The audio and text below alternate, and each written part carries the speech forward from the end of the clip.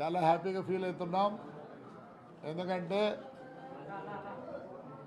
ఎక్కడ లేని విధంగా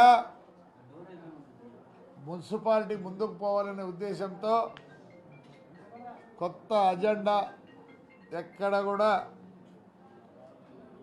ఏ మున్సిపాలిటీలో కూడా పెట్టిండరు. అలాంటి అజెండాను మేము పెట్టినాం. మీరందరూ వచ్చి మా కౌన్సిల్ మీటింగ్కి మీరందరూ అటెండ్ అయ్యి ఆ అజెండా మీరు కూడా రేపు లైవ్లో పెట్టాలనే ఉద్దేశంతోనే నా కోరిక. అలానే నా బస్సులది నేను లాస్ట్ టైమే డిటీసీ గారికి ఎస్పీ గారికి ఇచ్చా.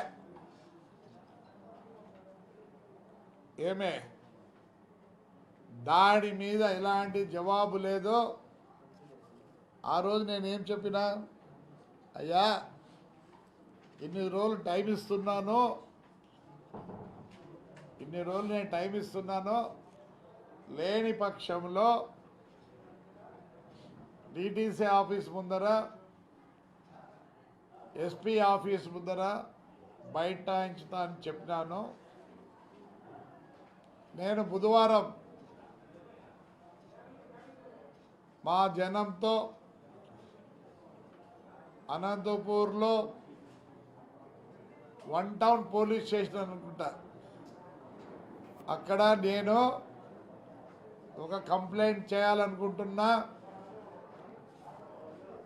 ఏమే అంతకుముందు కమిషనర్ గారు సీతారామాంజల్ గారి మీద, మా డిటీసీ ప్రసాదరావు మీద, మరియు ట్రాన్స్పోర్ట్ మినిస్టర్ పేర్ని నాని మీద, మా ఎమ్మెల్యే ఆయన 2 కుమారుల మీద కంప్లైంట్ చేస్తున్నా. అది రిజిస్టర్ చేసేంత వరకు అక్కడే బైఠాయిస్తా. ఎందుకంటే కొత్తగా వచ్చారు ఎస్పీ గారు, నేను ఆయనకు ప్రాబ్లం క్రియేట్ చేయదలుచుకోలే. అవినో ఇక్కడ గలాట్ అయినప్పుడు మేము 3 కేసులు రిజిస్టర్ చేసేవని చెప్పితే దానికి ఇంతవరకు మాకు ఎలాంటి కేసు రిజిస్టర్ చేయలేదు. కాబట్టి ఆ 3 కేసులు ఇది రిజిస్టర్ చేయాల్సిందే. చేసేంత వరకు ఆ స్టేషన్ నుంచి పోము.